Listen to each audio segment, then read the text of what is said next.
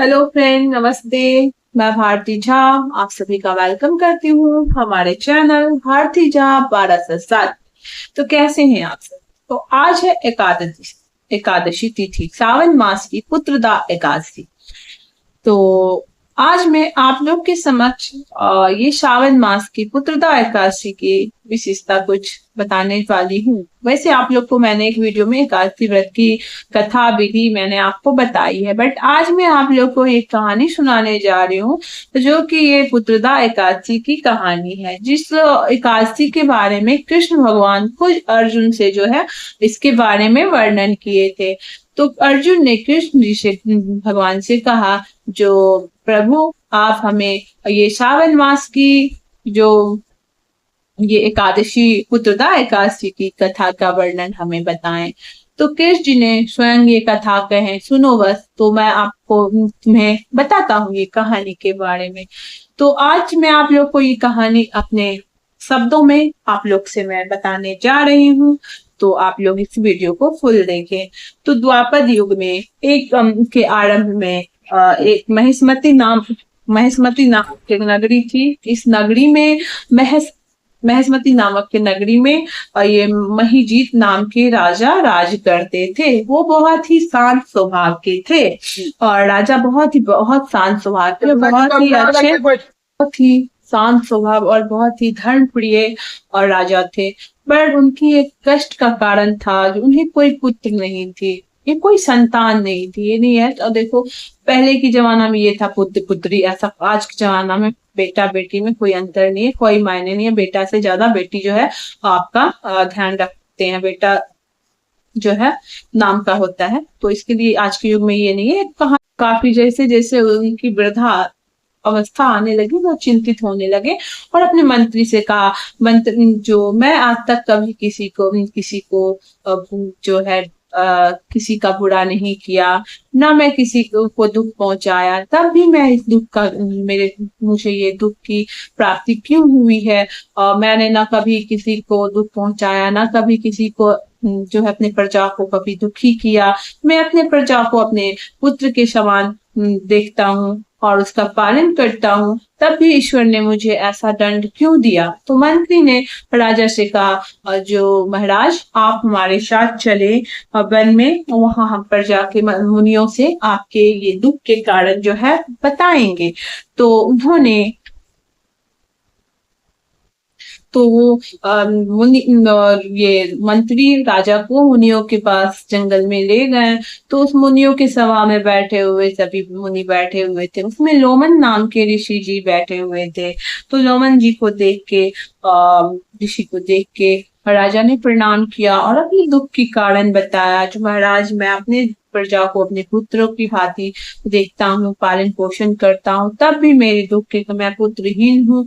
ऐसा क्यों है? आप मेरे इस संदेह को दूर कीजिए, मुझे जो है मेरे इस संकट को दूर कीजिए। आप आपके सिवा जो है मेरा कोई ये दुख दूर नहीं कर सकता।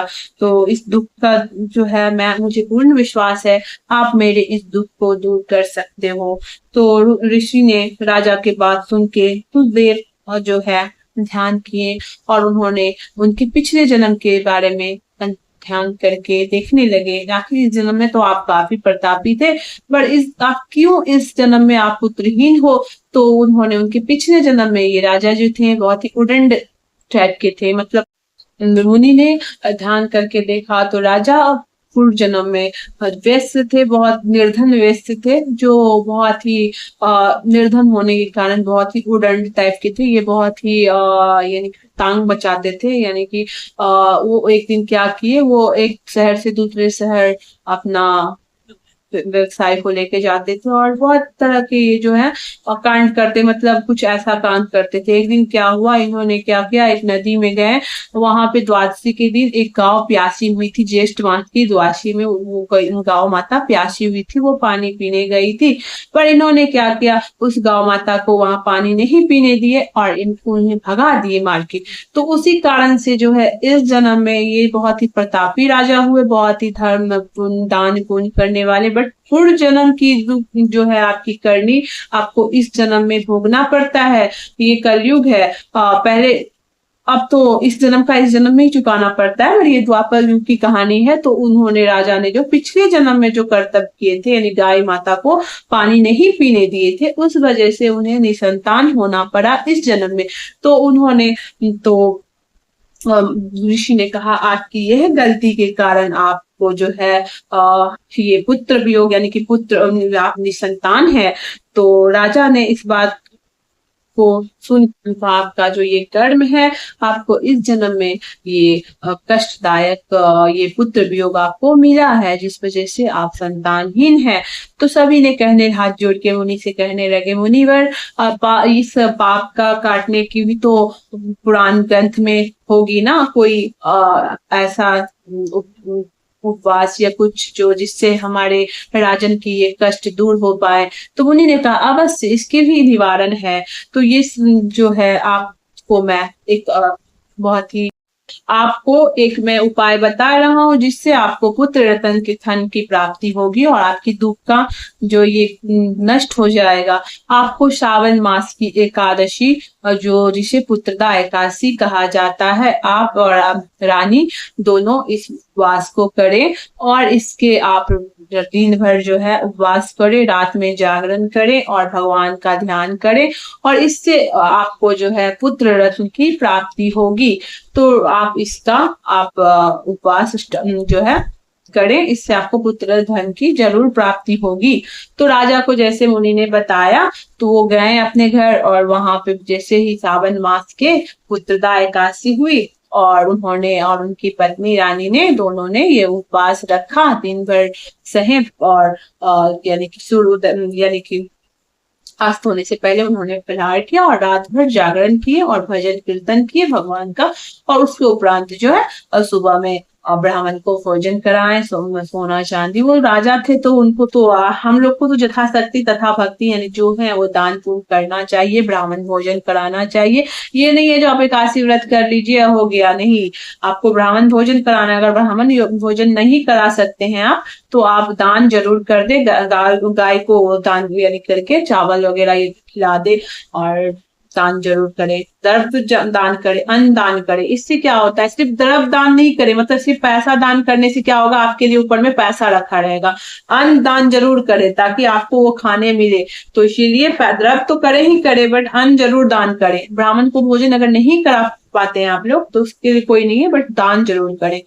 तो राजा ने उपरांत सुबह होके ऐसे ही व्रत किए, तो रानी गर्भवती हो गई, और उन्हें जो है बहुत ही प्रतापी पुत्र प्राप्त हुआ। इस उपवास के, इस पुत्रदा एकादशी के फलस्वरूप उनको पुत्र रत्न प्राप्त हुआ। उस दिन से इस एकादशी का नाम पड़ा पुत्रदा एकादशी। तो जिसे संतान नहीं है, वो अगर ये सावन मास की पुत्रदा एकादशी का व्रत करते हैं, तो उनके घर पुत्र धन प्राप्त होती है और विष्णु भगवान प्रसन्न होते हैं। तो आप लोग भी जरूर इसे उपवास को करें। सॉरी अगर मुझसे कुछ मिस्टेक हो गई हो, तो इसके लिए मैं माफी चाहती हूँ।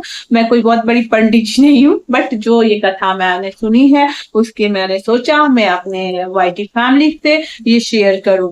तो आप लोग भी इस पुत्रदा एकादशी जरूर करें। और हाँ, पुत्रदा एकादशी का बहुत ही फल है, तो आप लोग ने इसका कहानी सुना ही है। आप लोग जो भी इंसान दुख भोग रहे हैं, तो वो अपने कर्मों का दुख है, पूर्व जन्म का दुख होता है। तो आप लोग भी ये उपवास जरूर करें। जिनको पुत्र नहीं है, जिनको प्रॉब्लम है, तो ये व्रत जरूर आप लोग अगर श्रद्धा भक्ति से कीजिएगा, तो 100% आपको जो है जो संतान प्राप्त होंगे, क्योंकि भगवान पे भरोसा एक बहुत बड़ी चीज है।